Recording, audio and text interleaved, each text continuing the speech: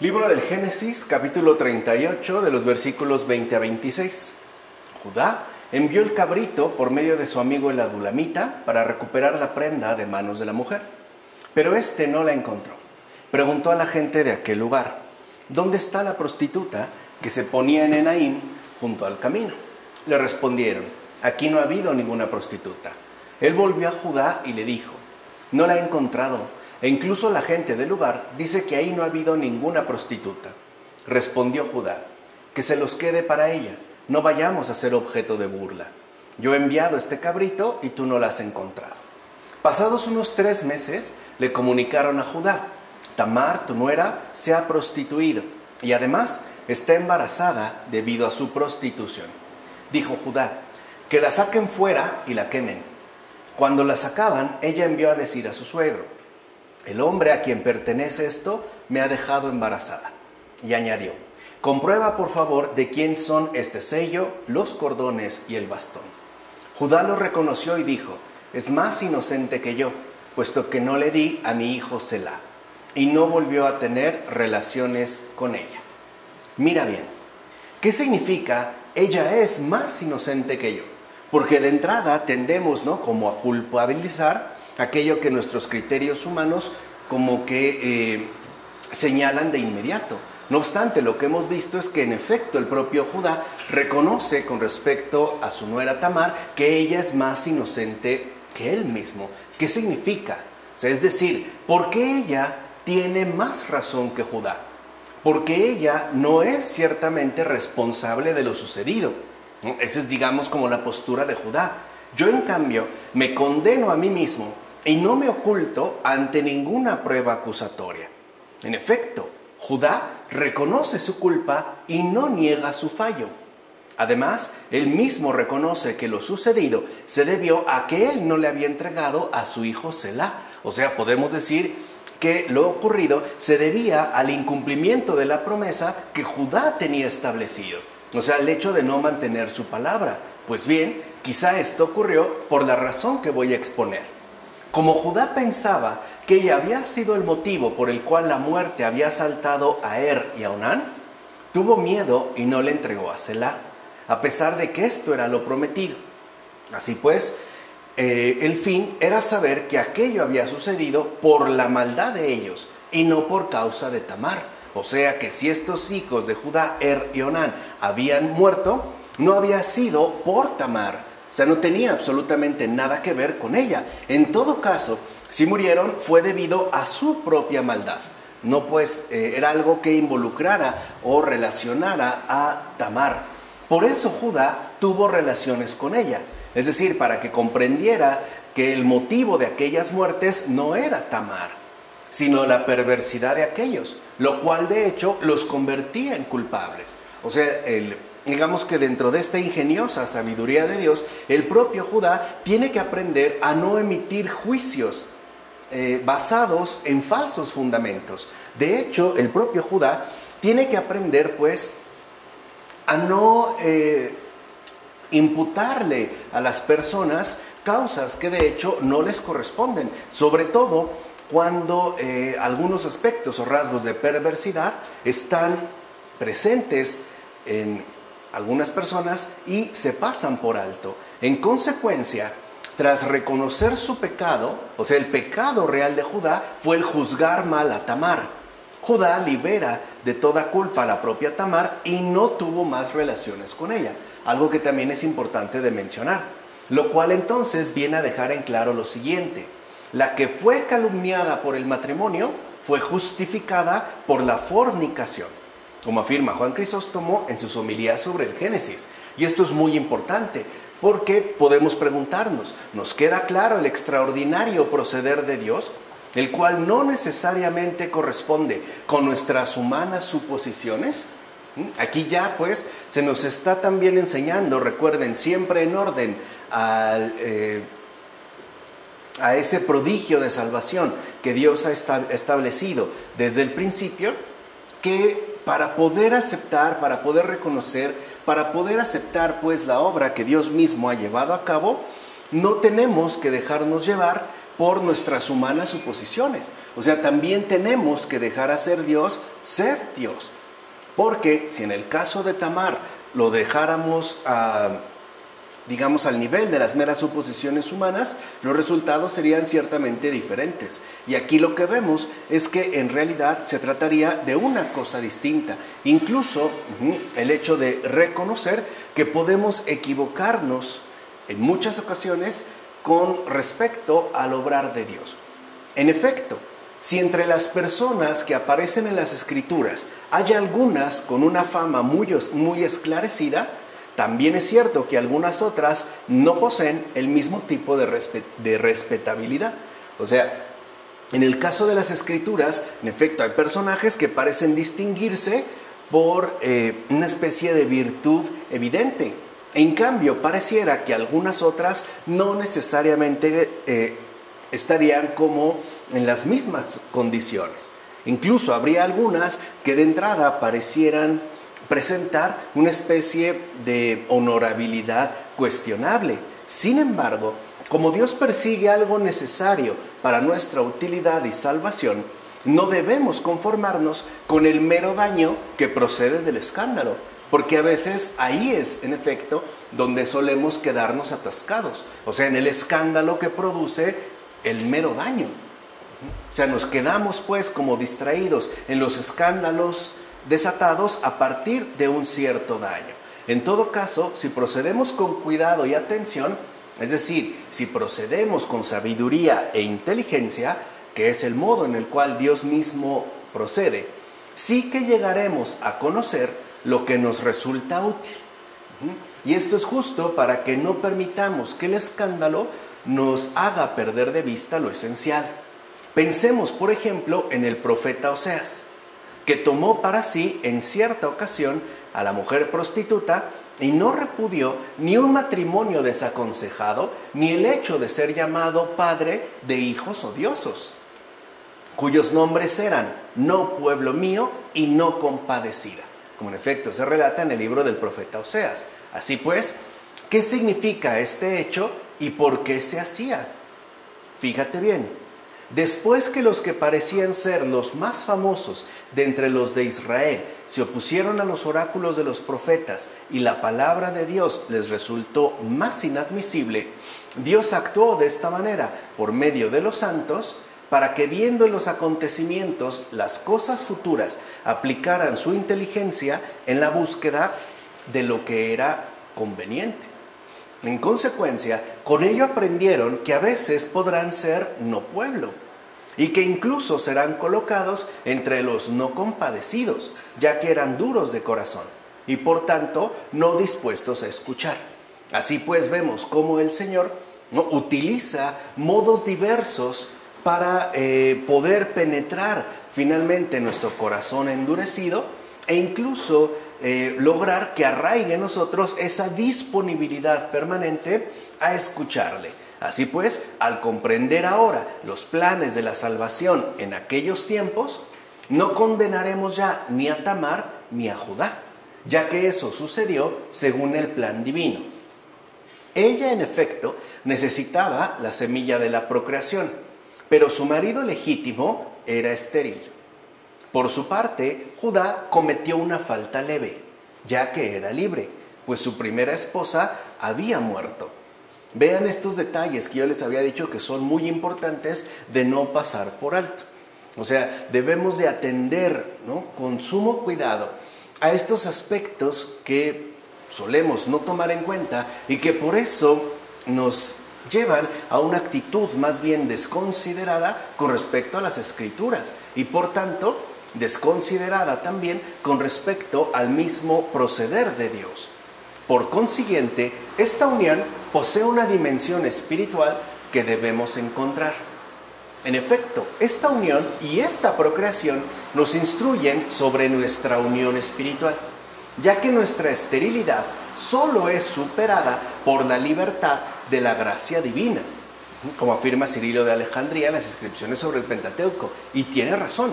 Porque si bien es cierto que hay una esterilidad que está impidiendo pues el que aparezca el fruto, A nivel espiritual, esto significa que dicha esterilidad solo puede ser superada por medio del acercamiento libre de la gracia divina hacia nosotros.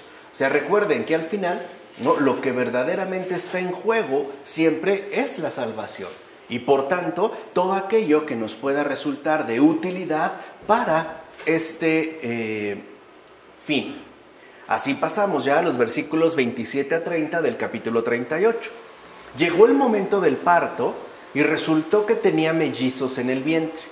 Al dar a luz, salió una mano. La agarró la comadrona y ató a la mano una cinta roja diciendo: este ha salido primero. Pero sucedió que retiró la mano y salió su hermano. Entonces ella dijo: ¿qué brecha te has abierto? Y le puso por nombre Pérez. Después salió su hermano con la cinta roja en la mano y le puso por nombre Seraj. Fíjense que podemos decirlo así, qué parto tan más insólito, ¿no? Tan lleno pues de elementos sumamente relevantes. Observa aquí la misteriosa predicción de lo que va a pasar. El primero en sacar la mano se vuelve a meter y salió su hermano. El primero, pues, dejó el camino libre al que era considerado el último. Digamos que parece ser, ¿no?, que toma la delantera, pero como que se retracta, se echa para atrás, y entonces el que era considerado al último ocupa el primer lugar. Y así el último, o sea, el que era el último, pues, dentro del nacimiento, de hecho, nació primero, mientras que el considerado primero llegó después de aquel. Por eso el último que nació primero se llamó Pérez, que significa brecha. Y el primero que nació segundo se llamó Seraj, que significa salida del sol. Ahora bien, lo ocurrido era una prefiguración de lo que habría de ocurrir.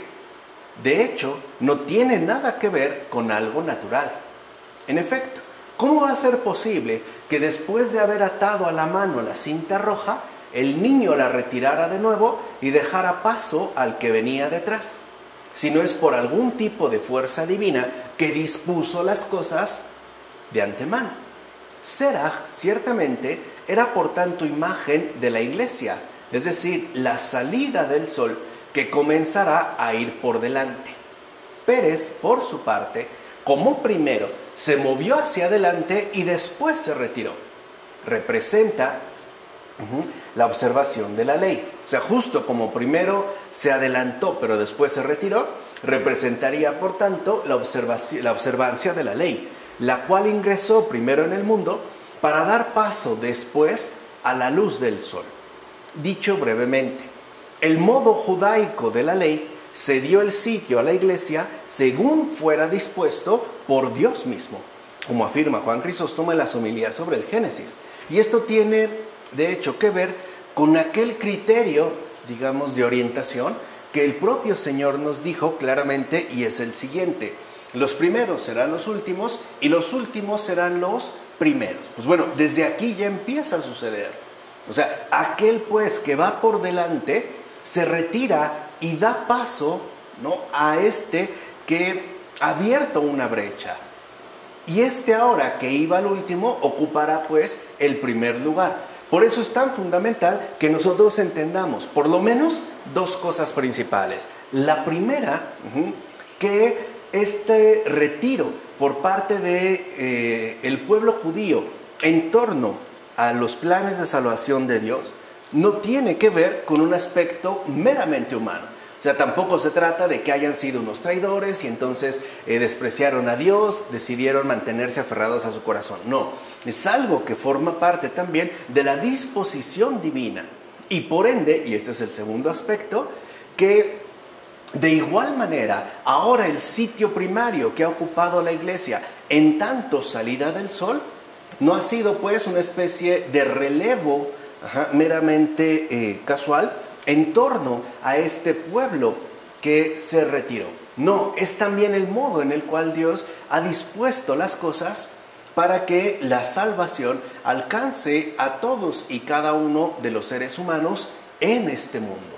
O sea, no se trata de que pues fallaron los judíos y entonces los cristianos, ¿no?, en términos de iglesia naciente, son los que vinieron a ocupar su lugar. De hecho, ya habíamos visto con anterioridad cómo también se espera, y de hecho eso es fundamental, la salvación del pueblo judío, pero hasta el último momento, o sea, es decir, en el último día. Quiere decir entonces que esto que llamamos judeocristianismo no tiene una base meramente histórica, como si se tratara de un evento ocurrido dadas ciertas circunstancias. En todo caso, lo que llamamos judeocristianismo tiene en realidad un trasfondo teológico, puesto que Dios es quien ha dispuesto, preparado e incluso sostenido todos los elementos necesarios para que esto se llevara a cabo de este modo en particular. Así pues, ¿qué diré de Tamar, que dio a luz a los mellizos Seraj y Pérez? Pues que su separación al momento del parto fue como un muro que dividió los dos pueblos. De hecho, la mano atada con una cinta roja salpicó ya desde entonces con la pasión de Cristo la conciencia de los judíos, como afirma Jerónimo en la carta 123. O sea, también esta cinta roja estaría apelando a la pasión de el Señor, ¿no? Llegamos pues ya al capítulo 39 de los versículos 1 a 6. José fue bajado a Egipto. Putifar, un egipcio eunuco del faraón y capitán de los guardias, lo compró a los ismaelitas que lo habían bajado allí. El Señor estaba con José, que llegó a ser un hombre afortunado viviendo en casa de su amo egipcio. Su amo vio que el Señor estaba con él y que le daba éxito en todo lo que emprendía. José halló gracia ante él y entró a su servicio. Putifar lo puso al frente de su casa y le encomendó todo lo suyo. Desde el momento en que lo puso al frente de su casa y le encomendó todo lo suyo, el Señor bendijo la casa del egipcio gracias a José. La bendición del Señor recayó sobre todo lo que aquél tenía en su palacio y en el campo. El egipcio confió todo lo que poseía en manos de José y no se preocupaba de otra cosa que del alimento que tomaba. Fíjense, cosa curiosa, gracias al Señor gobernaron los esclavos lo que los amos no habían podido gobernar, como afirma Ambrosio también en su texto sobre José, y que tiene relación con lo que anteriormente hemos nosotros mencionado. Es cierto que ahora la gobernanza de los siervos, de los cristianos, remite, ¿no?, de cierta manera a aquello que los amos iniciales, los primeros, no pudieron gobernar, debido sí a su dureza de corazón. Pero esto ya dijimos, ¿no?, remite a una intervención por parte de lo alto y no a una situación meramente histórica. Aquí vemos también cómo se va dando, por decirlo de alguna manera, esta inversión en torno a los papeles establecidos. O sea, se supone que los amos, ¿no?, tengamos en cuenta que sí, el contexto en el que están hablando los padres de la iglesia, por ejemplo, Ambrosio, en el siglo III, siglo IV, digamos, finales del siglo III y inicios del siglo IV, ¿no?, o más bien ya sobre el siglo III, vemos pues cómo se supone que las cosas estaban establecidas de acuerdo a nuestras humanas consideraciones. Por decirlo de esta manera, los amos son los que están llamados a gobernar. Los esclavos están llamados única y exclusivamente a obedecer. O sea, no pueden intervenir, pues, dentro de las decisiones tomadas por los respectivos amos. Y aquí vemos ya como en el Génesis, incluso estas humanas consideraciones quedan trastocadas. De hecho, quedarán justamente invertidas de la misma manera en la que se invirtieron, por ejemplo, ¿no?, los puestos asignados al primero y al segundo. Esto es importante también de tener en cuenta. Ahora nos podemos preguntar, bueno, ¿por qué? Porque la gracia de Dios es lo único que realmente cuenta. Y a veces eso es quizá lo que hemos perdido en estos tiempos. O sea, para nosotros quizá hemos llegado al punto en el que todo cuenta menos la gracia de Dios. O sea, quisiéramos entender todo a partir de nuestras humanas consideraciones y de los elementos que tenemos a disposición. Estudios meramente históricos, sociológicos, teológicos, incluso apelando quizá a la transdisciplina. Mira entonces, la gracia de Dios estaba con José y le hizo fáciles todas las adversidades. Vean cómo se vuelve ya aquí a poner énfasis en este aspecto tan importante. No es que el Señor nos va a quitar las adversidades, no, lo que va a hacer es acompañarnos con su gracia a todo lo largo de las adversidades, a tal punto que incluso estas terminarán volviéndose algo fácil. En efecto, ella fue la que administraba todos los asuntos encomendados a José, a tal punto que incluso apaciguó a los comerciantes para que fueran benévolos con José y entonces le vendieran a Putifar todo lo requerido para que fuera posible su elevación al trono. Recuerden aquí entonces cómo la gracia va abriendo pues camino en todos los sentidos.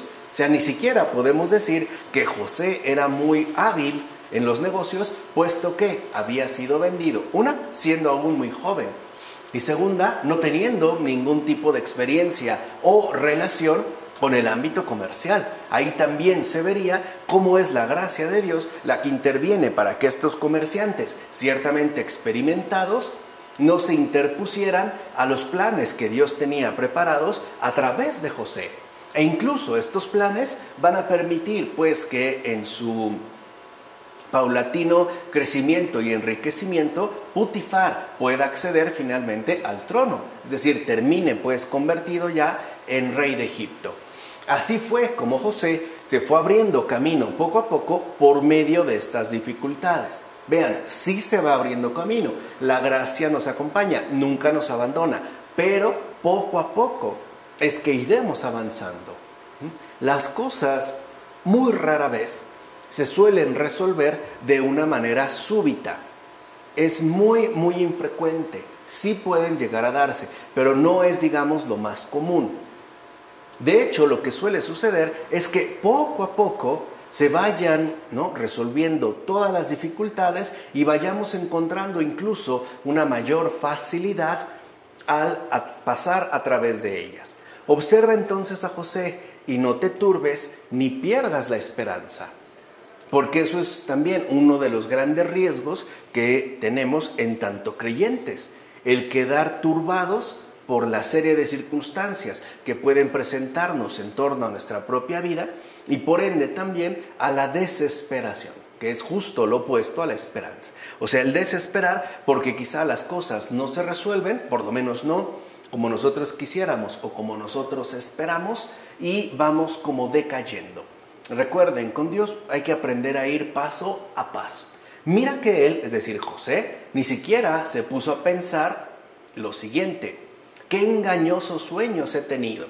¿Dónde está la bendición que me fuera anunciada? ¿Acaso no estoy preso de una esclavitud dolorosa? Voy cambiando de dueños, voy como pasando de uno a otro y hasta me veo obligado a mezclarme con pueblos distintos al mío. ¿Es que en verdad estoy abandonado? ¿Acaso la gracia pasa por este mundo sin fijarse en nosotros? Vean, o sea, aquí ya este padre de la iglesia nos muestra aquello en lo cual de hecho nosotros sí solemos incurrir. Es decir, nos solemos quedar atrapados en toda esta cadena de pensamientos que se va haciendo cada vez más pesada y mucho más dolorosa. O sea, empezamos a cuestionarnos a través de nuestras humanas consideraciones todo lo que está sucediendo. Y por una parte no encontramos respuesta, pero sí malestar. Y por otra parte, una vez experimentado este malestar, pareciera entonces que nuestra fe se tambalea. Incluso, podemos decirlo así, amenaza con quebrantarse. Pues bien, nada por el estilo pensaba José. O sea, ni siquiera se detiene en estas humanas consideraciones. De hecho, no tuvo ni siquiera un mal pensamiento que le turbara por dentro.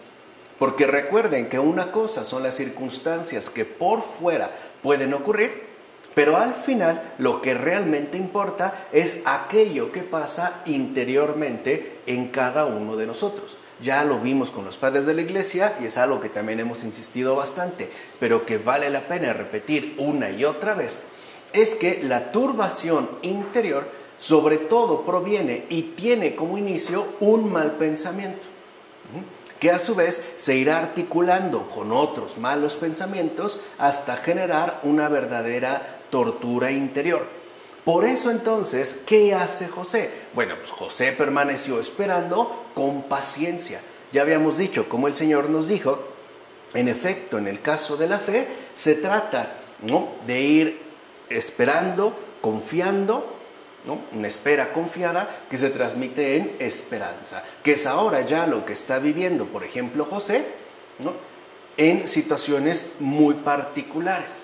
José, en efecto, se comportó mansamente, ya que el Señor estaba con él y por tanto era en verdad un ser humano afortunado, como afirma Juan Crisóstomo en las homilías sobre el Génesis. Y aquí hay otro elemento que también no podemos pasar por alto. Cuando hablamos de los mansos de corazón, remitiéndonos a lo que el Señor pronuncia, debemos comprender que estos mansos de corazón apela a un comportamiento muy definido. Este comportamiento tiene que ver en efecto con aquella actitud basada en una espera confiada. Esa es la mansedumbre. O sea, digamos que la mansedumbre tiene que ver, o los mansos de corazón, son pues aquellos que no desesperan y que confían en el Señor pacientemente en lo que poco a poco se van, dando las cosas. Quiere decir que los mansos de corazón no desconfían del Señor porque están convencidos que el Señor siempre está con ellos, siempre les va acompañando, pase lo que pase o suceda lo que suceda. Por eso Juan Crisóstomo no dudará en afirmar que justo por tal situación José es en verdad un ser humano afortunado, es una persona realmente afortunada. ¿Por qué? Porque al tener esta convicción, ninguna turbación puede alcanzarle, especialmente en términos interiores. Ahora bien, ¿qué quiere decir un hombre afortunado? Se refiere a todo aquel que le va bien, es decir, aquel al que la gracia de lo alto le abre camino por doquier. Y vean cómo ya, por ejemplo, en esta última frase, se pone al descubierto como este aspecto sustancial que hemos estado por lo menos señalando. El hombre afortunado es aquel al que la gracia de lo alto le abre camino por doquier. Y aquí está la clave, le abre camino. O sea, la gracia de Dios nos va a ir abriendo camino por doquier. Pero esta apertura, esta brecha que también el Señor nos concede, es algo que se va dando de manera concreta y paulatina. ¿Por qué? Porque es algo que está dado en nuestras circunstancias concretas de vida. Por ejemplo, según nuestra humana temporalidad. Aquí ninguno de nosotros, por ejemplo, siembra alguna semilla de maíz y al siguiente día ya tiene la cosecha. No, tiene incluso, ¿no?, que preparar la tierra. Bueno, el Señor hace exactamente lo mismo. Prepara todas las condiciones, muchas de las cuales incluso ni siquiera sospechamos o no alcanzamos a captar, pero Él sí, y se involucra. Por eso no es que se tarde, es que está abriendo camino poco a poco. Piensen, por ejemplo, antiguamente, cuando una persona quería abrirse camino para extraer, no sé, algunos metales preciosos. En el caso, por ejemplo, de la minería, no abrían o no lograban abrirse camino entre las grandes rocas, ¿no?, en un instante. Tenían que ir haciéndolo poco a poco. Incluso a veces podía pasar mucho por todos los requerimientos que eran necesarios para alcanzar este acceso. Bueno, lo mismo hace Dios. No atenta pues contra nuestra realidad, se involucra en ella y nos va abriendo camino. Quiere decir que también la gracia se toma su tiempo. O sea, no es algo pues que se dé de manera mágica, ¿no? Dios no es un mago con una varita. Es un ser vivo que en efecto está comprometido con nosotros y que siempre nos acompaña, abriéndonos pues camino. ¿O no es verdad que fue por dicha gracia que José floreció a tal punto que incluso se hizo evidente para su amo? No, el propio Potifar pues reconoció que ¿no?, esclavo suyo, José, estaba pues como bendecido. ¿Ves ya cómo crece aquel que es auxiliado por la mano del cielo? Ahora, ojo aquí, no necesariamente tendrá que ver con un crecimiento material, sino ante todo con un crecimiento espiritual. Aunque es verdad que lo material, asimismo el Señor, ¿no?, nos lo irá proporcionando según lo necesitemos. He aquí a José, un joven extranjero, cautivo y esclavo, a quien su amo le encomienda todas sus cosas. ¿Por qué razón? Porque además de la ayuda divina, José aporta su carácter propio. Es decir, que todo lo hacía con una disposición en verdad excelente, como afirma Juan Crisóstomo en las homilías sobre el Génesis. Y aquí podemos entender, ya ahora sí, a qué nos referimos cuando hablamos de mansos de corazón. ¿Qué es entonces aquello que caracteriza a los mansos de corazón? Pues esta disposición permanente que se traduce en términos de una espera confiada. José, pues, de ninguna manera da vía libre a la grandeza, ni se deja llevar por humanos arrebatos. Se mantiene tranquilo y sereno, auxiliado en todo momento por la gracia. Y esto es algo que incluso Potifar va a reconocer. Por último, veamos lo siguiente. Dios deseaba poner en total seguridad a José, pero no lo sacó de la esclavitud ni se apresuró a liberarlo. Y esto también es algo que a veces nos podemos llegar a cuestionar. ¿Por qué el Señor, por ejemplo, no interviene de manera fulminante en ciertas circunstancias? ¿Por qué, pues, no se apresura? ¿Por qué? Bueno, porque sucede que Dios no acostumbra a apartarnos de los peligros, ni se apresura a librarnos de la prueba. Repito, ¿por qué? Porque sucede que Dios no acostumbra a apartarnos de los peligros, ni se apresura a librarnos de la prueba. En todo caso, muestra siempre su favor característico precisamente en las dificultades, ya que estas mismas se tornan entonces en motivo de regocijo. Por eso a veces podemos decirle al Señor, Señor, ¿por qué no me quitas esta enfermedad? ¿O por qué no me quitas este malestar? Etcétera, etcétera, etcétera. Bueno, porque Él no se apresura a librarnos de esta prueba, porque sabe perfectamente bien que si nosotros mantenemos la disposición adecuada, por ejemplo, en este caso, la mansedumbre, entonces podremos conseguir méritos inmensamente mayores que los que pudieran asignarse si no nos viéramos expuestos a estas pruebas. Además de esta situación, o sea, del favor que Dios nos presta durante la prueba, se va a dar un motivo mayor de regocijo que si no hubiéramos tenido que atravesar esta dificultad. Por eso dijo David, ¿no? Se apela al Salmo 4, en el agobio me diste anchura, o sea, no me has hecho reposar quitándome antes el agobio ni alejándome de él, sino que, cosa más asombrosa, me diste seguridad en medio de las tribulaciones. Eso sí, pues el Señor no se va a apresurar a quitarnos o a librarnos de la prueba, aun cuando lo pudiera hacer, y no lo hace por bien nuestro, porque recuerden, ¿no? Otra de las convicciones más importantes de los padres de la Iglesia es aquella que afirma que Dios siempre busca el bien mayor para cada uno de nosotros, incluso el que quedemos en mayor medida adornados por el resplandor de la virtud. Entonces, si bien es cierto, no nos va a exentar de la prueba ni nos va a librar rápidamente de ella, lo que sí va a hacer, y es como reconocería en este caso David, más asombroso, es darnos seguridad en medio de estas tribulaciones. Pues bien, es esto justamente lo que nuestro amoroso Señor hace en el caso de José. ¿O no es verdad que bendijo la casa del egipcio por medio de José? De hecho, a su propio amo le quedó claro que su criado José era alguien íntimamente unido a Dios. Tan claro que incluso lo convirtió en señor, el encargado de toda su casa. Y cuando decimos toda, es toda. Recuerden que en los versículos que leímos hace un momento, se mencionaba que le había encargado todas las cosas de su casa y de su campo.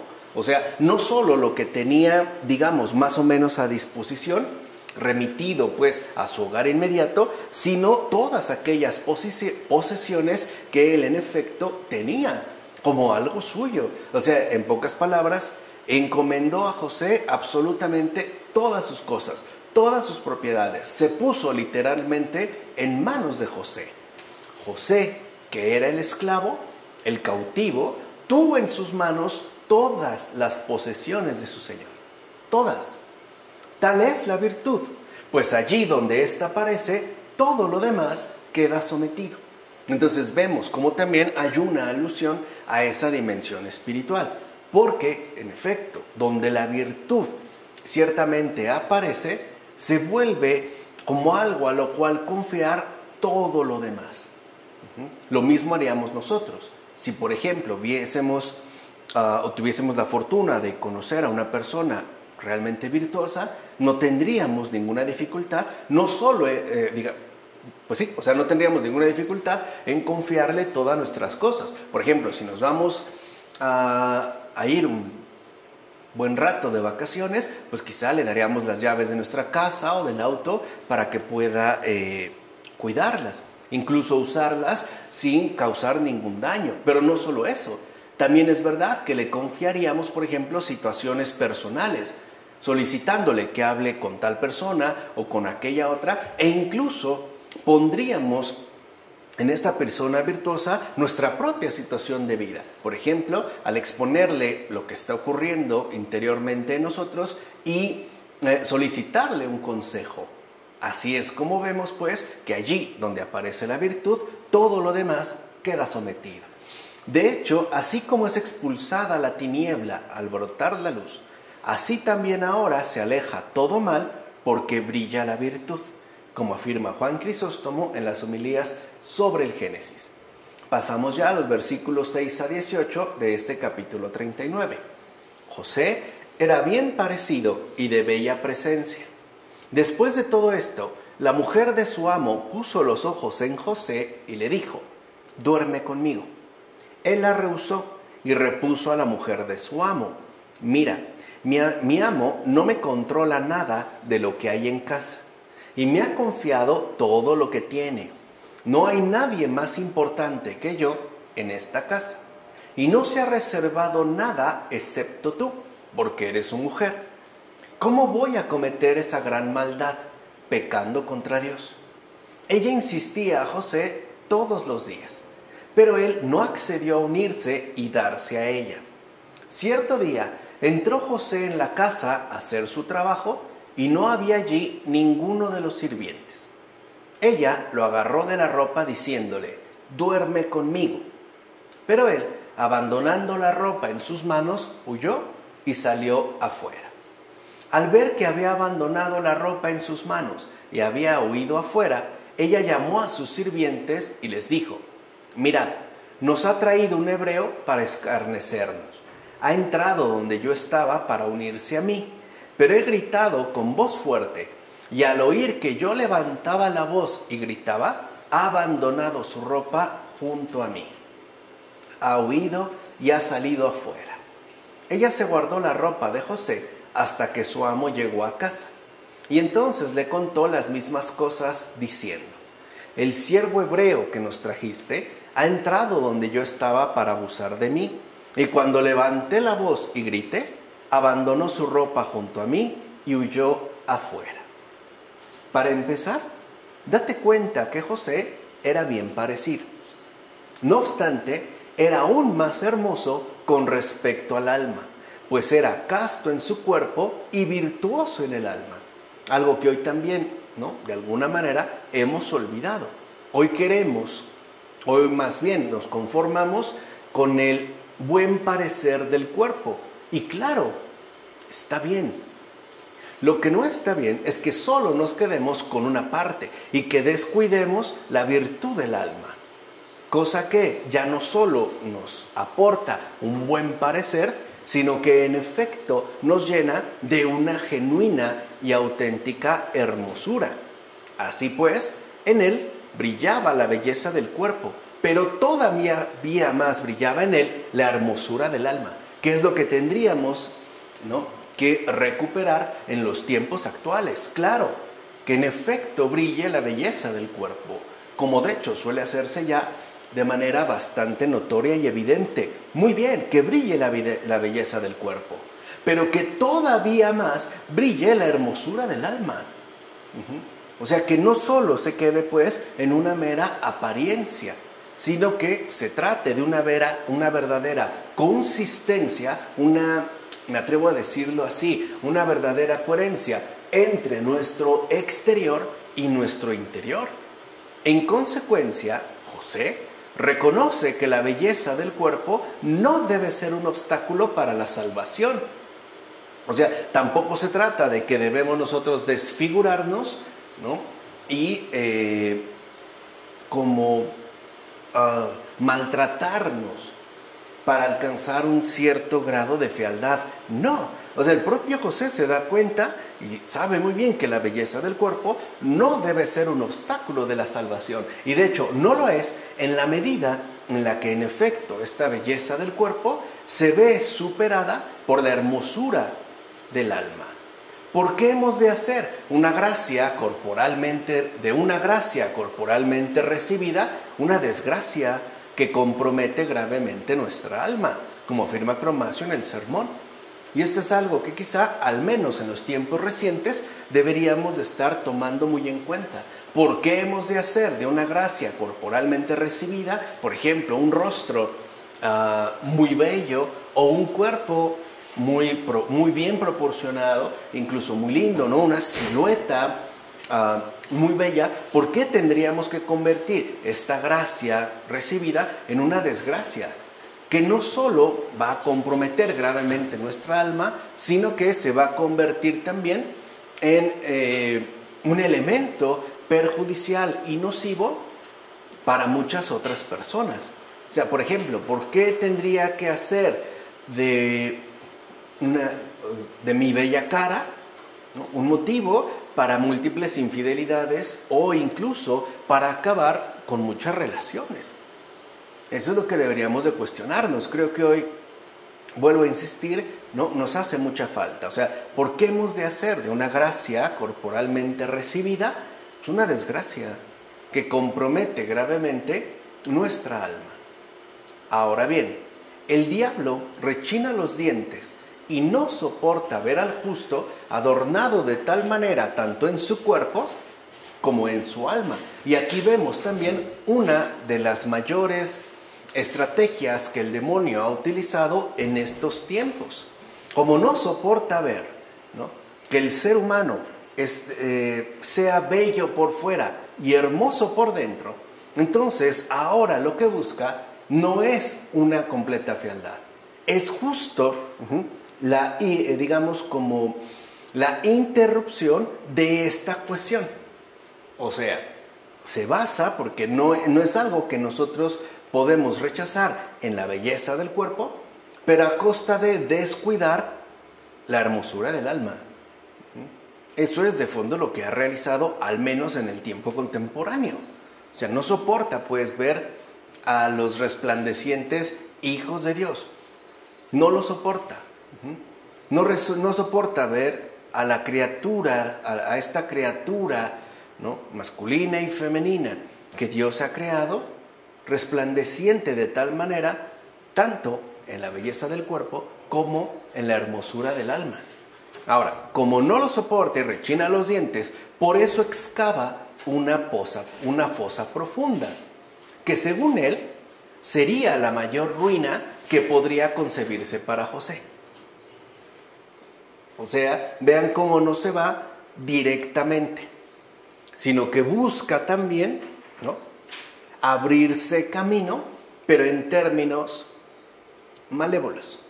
Ven cómo es siempre un mal repetidor, un mal imitador del proceder de Dios. Habíamos hablado hace un momento de cómo la gracia se abre camino, ¿no? Poco a poco, y como él también busca ahora cómo abrirse un lugar. En efecto, esta bestia enloquecida le prepara una tempestad tan violenta que todo parece indicar que no podrá salvarse del inminente naufragio. O sea, José, pues, en principio, parece que ha quedado, ¿no? Plenamente arrojado a una trampa mortal, de la cual no podrá escapar. Sin embargo, esta bestia enloquecida no tardó en darse cuenta que todo lo que planeaba era vano, ya que todo lo que hacía se volvía contra él mismo, pues la adversidad hace resplandecer la virtud, como afirma Juan Crisóstomo en las homilías sobre el Génesis. Y a eso se le llama, como dijo Agustín, hacer mal el mal, es decir, esa es la estupidez. Por eso le llama Juan Crisóstomo la bestia enloquecida, porque a pesar de que él, ¿no?, desate tempestades violentas que parecen indicar que no podremos salvarnos del inminente naufragio, de la terrible catástrofe, etcétera, ¿no?, con la gracia de Dios, todo esto se va volviendo en su contra, puesto que lo único que ha logrado es hacer que resplandezca aún más la virtud. O sea, que quedemos incluso mucho más embellecidos interiormente. Así pues, José no solo supo gobernar una casa particular, ¿no?, la de su amo egipcio, sino que, ante todo, supo gobernarse a sí mismo. Y eso que era de hermosa cara y agradable presencia. De hecho, no usó la belleza para ofender o humillar a otros, sino que la usó para mérito suyo. ¿Por qué? Porque no es verdadera la hermosura que ofende los ojos ajenos. Vean qué bonita consideración. No es verdadera la hermosura que ofende los ojos ajenos. O sea, no podemos llamar hermosura aquella que lo único que pretende es intimidar, humillar o hacer sentir mal a los demás. Hay quienes, en efecto, por ejemplo, en las redes sociales, utilizan su belleza corporal para ofender, para humillar, para presumir, y muchas veces, y en gran medida, la usan para fomentar envidia. Y ya vimos, ¿no?, lo terrible que puede llegar a ser. O sea, no es, pues, ¿no?, verdadera la hermosura que ofende los ojos ajenos, y solo busca entonces atormentar las mentes frágiles. Hoy diríamos a los acomplejados, que suele ser también algo muy común, especialmente las generaciones más jóvenes, al estar imbuidos de lleno en las redes sociales. Mira qué bonita es, yo qué fea estoy, mira él qué buen cuerpo tiene, y yo que, no sé, me siento tan deforme, ¿no? Qué persona tan más bella, y yo estoy horrible, qué nariz perfecta, la mía está espantosa, y más ahora con toda la serie de filtros, ¿no?, que se utilizan y que pueden darnos una impresión completamente adulterada. En efecto, la verdadera hermosura se gana el favor de todos sin engañar a nadie. Eso es realmente lo que podemos llamar una verdadera belleza, una verdadera hermosura. Es aquella que se reconoce sin, por ello, tener que engañar absolutamente a nadie. Así pues, si alguien mira a los demás con mirada petulante, basado en su supuesta belleza, queda claro que es más bien su pecado lo que éste exhibe. Su arrogancia, su petulancia, o su soberbia, o su malevolencia, por decirlo así, bien maquillada, ¿no?, bien enmascarada. Por eso, la mujer del amo egipcio puso los ojos en José sin que éste siquiera se exhibiera. Es más, José ni siquiera la acosó o se le insinuó. En todo caso, ella fue la que tendió sus redes y finalmente cayó en su propia trampa. ¿O no es verdad que con los lazos que ella misma puso, quedó al final atrapada en sus propias cadenas? Como afirma Ambrosio en Sobre José. Vean, otro aspecto que me parece sumamente importante de tener en cuenta y meditarlo a fondo en estos tiempos. En consecuencia, fíjate muy bien en los terribles males que provoca la intemperancia.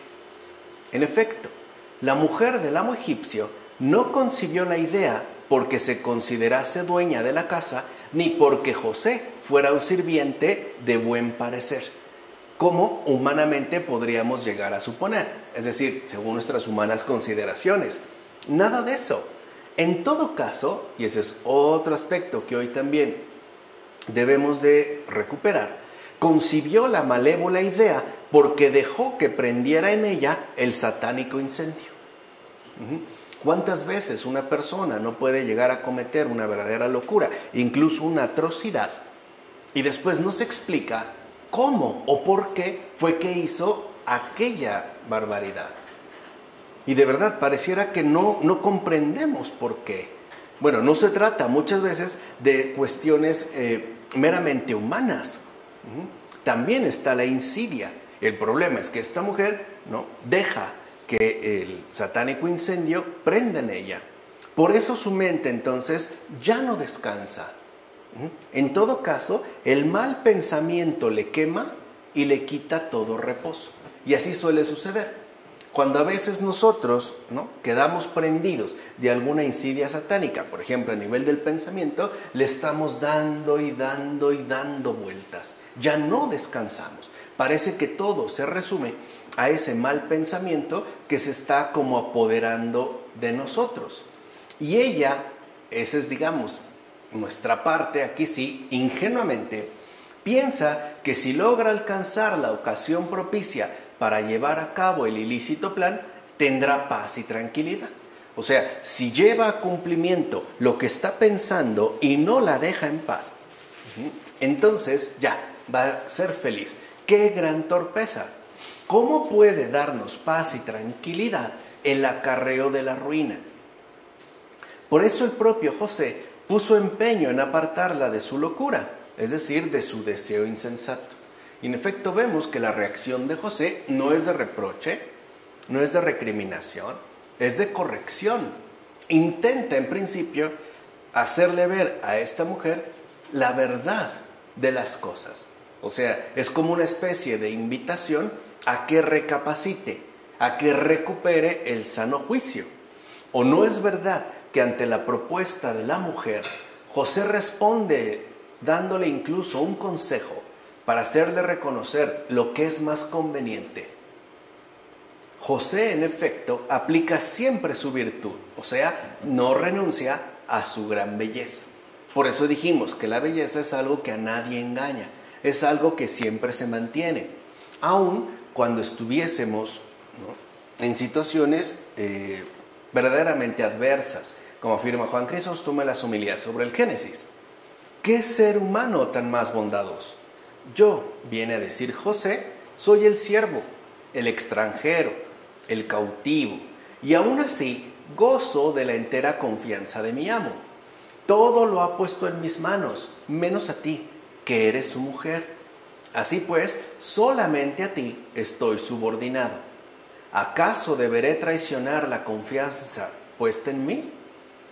O sea, aquí es donde vemos el intento de José porque esta persona entre en razón. Y luego, para corregir a la mujer, también le recuerda la bondad de su marido. Así pues, ¿cómo es que podrá cometer una mala acción? O sea, a la luz de la verdad, ¿cómo es que se va a cometer entonces una mala acción? Pues solamente a través de cometer pecado y por tanto de ofender también a Dios, que ese era el propósito inicial del incendio satánico. De hecho, hacia allá se dirige el pecado, no solamente pues a una falta puntual, sino a una ofensa dirigida a Dios. ¿Por qué? Porque al tratarse de una ofensa dirigida a Dios, es una ofensa sumamente grave. Ahí es donde adquiere la verdadera gravedad cada pecado. En consecuencia, para José es muy claro que la ofensa a otro ser humano es inseparable de ofender a Dios.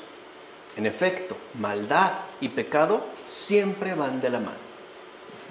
¿O acaso porque una mala acción pueda pasar inadvertida por todo el mundo, significa que Dios no la verá? Por supuesto que no. Quizá el mundo entero no se entere, pero Dios sí. Por eso José no está dispuesto a cometer nada ilícito, como afirma también Juan Crisóstomo en las homilías sobre el Génesis. O sea, aquí vemos pues la consistencia, la verdadera firmeza de la virtud y por tanto de la conservación de la belleza. El alma virtuosa no está dispuesta a cometer nada ilícito. En primer lugar, porque eso afectará al prójimo. Y en segundo lugar, y eso, vean, el mismo criterio, lo segundo ahora pasa a ser lo primero, porque este mal hecho al prójimo se traducirá a su vez en una ofensa a Dios, que justo por tratarse de Dios será extremadamente grave. Por tanto, apresurémonos también nosotros a obrar así. En efecto, tengamos siempre presente al Señor para que todo lo que hagamos se mantenga en el buen camino, no le perdamos de vista. De hecho, todo aquel que tenga siempre presente al Señor, aun estando en medio de graves peligros, se reirá de ellos, ya que el mismo Señor convierte lo difícil en fácil. Así pues, si nos mantenemos sobrios y en vela, tal y como hizo José, la virtud hará que jamás seamos objeto de reproche por parte del Señor. No olvidemos que absolutamente nadie está obligado a pecar. Nadie. ¿O acaso hemos de temer más a los seres humanos que a Dios? Acordémonos, por tanto, en toda ocasión de estas palabras de José. ¿Cómo voy a cometer esa mala acción? Pecando además contra Dios. Creo que esto nos puede ayudar justo a vencer la tentación. O sea, cuando nos sintamos muy tentados a una mala obra, podemos de inmediato, ¿no?, traer a la memoria estas palabras de José. ¿Cómo voy a cometer esa mala acción pecando además contra Dios? A ver entonces si nuestra razón logra iluminarnos de una mejor manera. ¿Cómo voy a cometer esa mala acción pecando además contra Dios? Así pues, cada vez que nos turbe un mal pensamiento, no le estemos dando vueltas y vueltas, ya que quedaremos enredados en su malevolencia. Más bien, desterremos ese mal pensamiento con las palabras dichas por José, y entonces veremos cómo todo deseo insensato queda desterrado, porque además no solo le estamos oponiendo unas palabras, le estamos literalmente venciendo con la verdad, o sea, con la propia palabra de Dios, algo que no podemos tampoco desaprovechar. Por cierto, todo deseo insensato estará rondándonos y atacándonos una y otra vez. Por ejemplo, haciéndonos recordar interiormente a esa persona que a lo mejor nos resulta sumamente atractiva, pero que sabemos que está casada o casado, o que es mi cuñada o mi cuñado, y todos los males que puede generar. O sea, está siempre, ¿no?, como rondándonos. Y cada vez que puede, nos ataca, se acerca, se expone. Si ve que nosotros bajamos la guardia y le damos entrada, entonces sí, se dejará ir con fuerza, mientras no. O sea, si lo estamos rechazando, por ejemplo, con las palabras de José, se irá retirando. Pero no quiere decir que desaparecerá, a menos que esta tentación ya se dé cuenta de que la virtud de nosotros está de tal manera arraigada que será imposible hacernos caer de esa manera. Lo que va a ocurrir es que buscará entonces alguna otra forma, justo como hiciera entonces la mujer del amo José. ¿O no es verdad que la Escritura afirma que ella le invitaba cada día, pero él, José, no accedió? O sea, no fue solo una vez, no fue algo que llegara de improviso, ¿no? La propia Escritura dice que estuvo, ¿no?, aquí sí, acosando a José día tras día. En efecto, las tentaciones se lanzan sobre nosotros como fieras con afilados dientes. Así pues, no tomemos a la ligera lo que nos dice la Escritura. De hecho, lo insólito no es el ataque continuo de las tentaciones. Eso es realmente lo que no nos debe de preocupar tanto, sino el hecho mismo de no entregarse a ellas. Eso sí que es insólito. Eso sí que es literalmente asombroso, meritorio, virtuoso, pues. Por eso José aparece como ejemplo de virtud. Una virtud que, como ya sabemos, recibe siempre la ayuda del cielo. Esta virtud, en efecto, recibe el auxilio de Dios para vencer en el combate. De hecho, con tal ayuda, queda incluso fuera de las redes que pretenden atraparnos. Por eso José se marchó de allí desnudo, es decir, vestido con el traje de la castidad. Y no solo eso, sino que su propia desnudez aparecía entonces como más brillante y resplandeciente todavía. Esta es pues la verdadera belleza interior, porque en efecto José no va avergonzado. Sabe que se ha mantenido en rectitud, sabe que no ha ofendido ni a su prójimo y mucho menos ha pecado contra Dios. Así es donde se mantiene la verdadera belleza interior. Ahora bien, aquella mujer, ¿en verdad amaba a José o solo se amaba a ella misma? Pienso que ni lo amaba a él, ni ella misma se amaba. Si lo amaba, ¿por qué quería entonces perjudicarlo? Y si se amaba a sí misma, ¿por qué quería entonces denigrarse y perecer? Así pues, en aquella mujer no estaba la llama del amor, sino el veneno de la lujuria, es decir, su insano ardor. Y a veces eso es lo que sucede en tiempos recientes. Confundimos amor con el veneno de la lujuria, con un insano ardor. Si amamos a una persona, ¿por qué queremos perjudicarle? Y si decimos que nos amamos a nosotros mismos, ¿por qué incluso estamos dispuestos a denigrarnos? Pero José sí que sabía lo que ella desconocía, o sea, que la verdadera belleza proviene de la luz del corazón. Por supuesto, esta hermosura no está al alcance del ojo corrompido. ¿Cómo iba entonces a permitir José que aquella hermosura quedara manchada, es decir, como violada por la tentación? Es esto justamente lo que sí veía José, y tú también puedes llegar a verlo. A manera de ejemplo, te propongo una cosa. Si en tu esposa amas la belleza, entonces no la odies en la mujer ajena. ¿Qué es, pues, lo que en verdad amas en tu esposa? Pues esa belleza que corresponde a la castidad, digamos, a la fidelidad. Así pues, ¿por qué odias dicha castidad en la mujer ajena? ¿Por qué te empeñas en corromper esa belleza acostándote con esa otra persona? Mira qué incongruencia. Lo que amas en tu esposa es aquello que quieres matar en la mujer ajena. Quieres que tu pareja te sea fiel. Pero tú quieres que aquella persona que te agrada no se mantenga así. Quieres, pues, ¿no?, conservar, pero al mismo tiempo acabar, destruir. Claro, eso sí, en una persona ajena. ¿Cómo podrás entonces orar? Es decir, ¿cómo podrás ser agradable a Dios si eres asesino de la castidad? Respeta, pues, en la mujer ajena lo que anhelas guardar en la tuya, la fidelidad.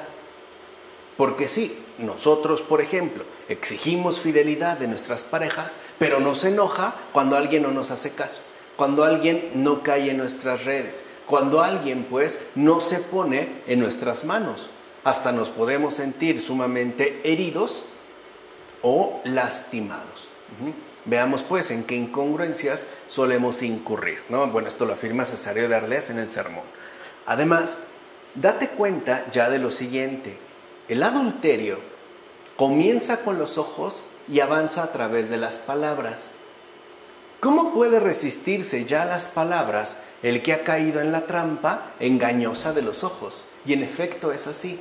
Por ejemplo, vemos a una persona que nos resulta sumamente atractiva, la hemos visto, empezó por los ojos, y lo que viene a continuación es la exposición de las palabras. Hola, qué guapa, qué guapo, estás sola, te acompaño, con quién vienes, cómo te llamas, me das tu número. Pero fíjense cómo empezó, o sea, y aquí podemos ver esta suerte como de materialización, ¿no?, de la tentación. Comienza, por ejemplo, por los ojos, con una mirada, y después tiende a materializarse, por ejemplo, a través ya de la exhibición de las palabras. En todo caso, la defensa es posible cuando el afecto es aún libre. De hecho, por no poseer tal libertad, José no llamó a la mujer de su amo señora suya. Y es cierto, en ningún momento le dice señora. Pues ¿cómo iba a ser señora la que no tenía capacidad de dominarse a sí misma? ¿Acaso una señora hace proposiciones deshonestas a los que le son inferiores? En todo caso, el señorío corresponde al que no cayó en las fauces de la trampa, a quien no se dejó atrapar en los lazos de la seducción, en fin, a quien no le aterró el miedo a la muerte e incluso prefirió permanecer libre antes que pecar. En efecto, solamente es libre el que ve que lo repugnante no se puede unir a la gracia.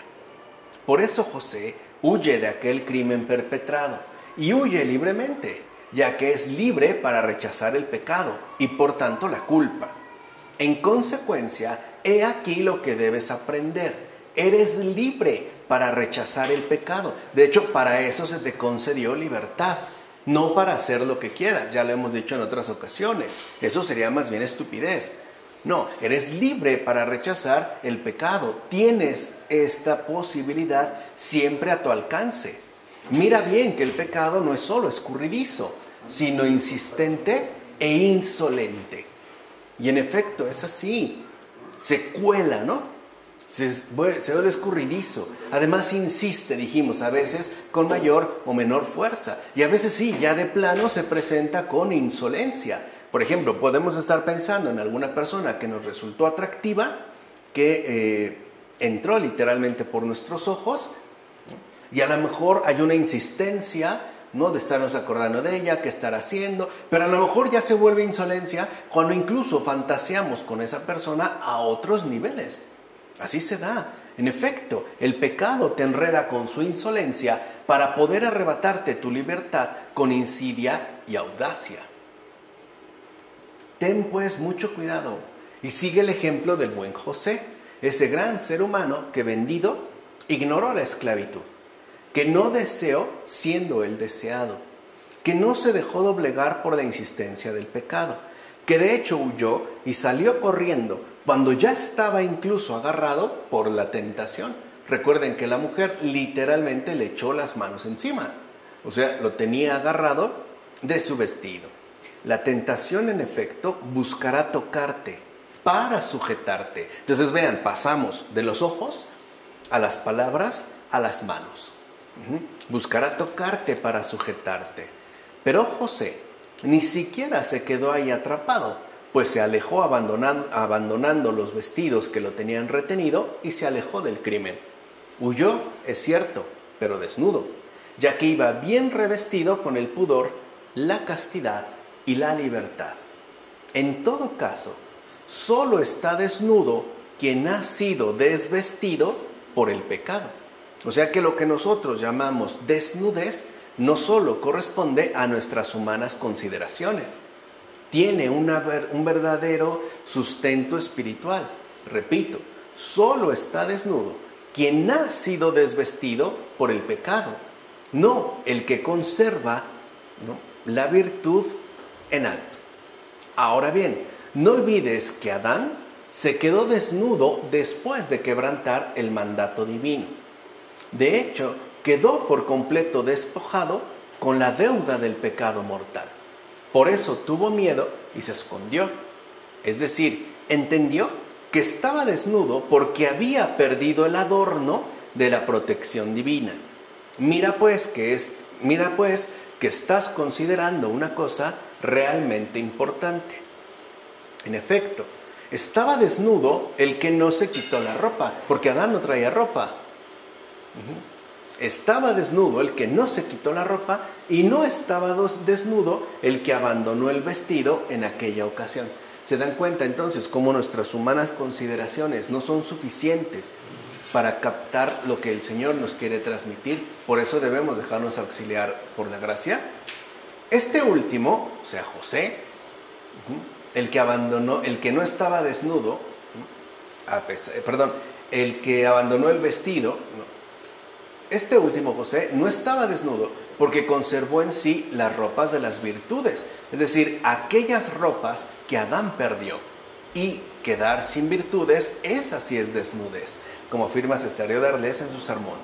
Por cierto, aquella egipcia no quiere cargar con la vergüenza y la infamia. Por eso acusa al joven José, diciendo que las locas proposiciones de ella las había dicho él, y con ello pretende engañar a todos. Tal es efectivamente el carácter de la maldad. Siempre hace la guerra a la virtud con la intención de imputarle a ella sus propias faltas.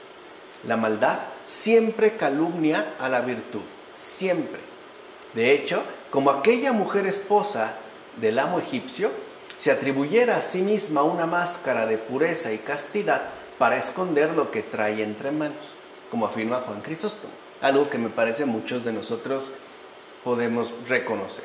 Por último, date cuenta de lo siguiente. Siendo José aún joven, venció la insolencia de aquella mujer egipcia. Ella, por su parte, agarraba con gran violencia su vestido para obligarle a pecar contra su voluntad.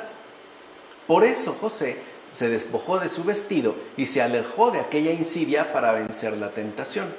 Después de esto fue calumniado con falsas acusaciones. Pero José no renunció a la virtud. Además, fue enviado también a la cárcel, como ya veremos la siguiente ocasión, a partir de los otros versículos. Pues bien, Cristo también estuvo entre los paganos en la persona de los apóstoles, quienes incluso llevaban en sus cuerpos las cicatrices de él. No obstante, todos ellos renunciaron a los ropajes del mundo y por ende andaban muy lejos de los deseos ofensivos. Además, se tendían acechanzas contra ellos y eran calumniados por los que acostumbraban considerar como insoportables a los que quieren vivir en Cristo. Así pues, sufrieron grandes pruebas y fueron hechos cautivos. Sin embargo, nunca dejaron de tener presente a Cristo que dice: si fuerais del mundo, el mundo amaría lo suyo. Pero como no sois del mundo, por eso el mundo os odia, como afirma en el Evangelio de Juan. Ahora entendemos por qué aquella mujer despreciaba a José, como afirma Cirilo de Alejandría. Entonces vemos cómo en estos versículos se dan elementos muy importantes donde aquella figura que ahora empieza a despuntar es José. Sobre todo, insisto, remitido ya a circunstancias muy concretas que sin mayor dificultad pueden ser referidas a nuestra propia situación de vida. Bueno, hasta aquí le vamos entonces a dejar y ya continuaremos la siguiente ocasión. Del Padre, del Hijo, del Espíritu Santo. Amén.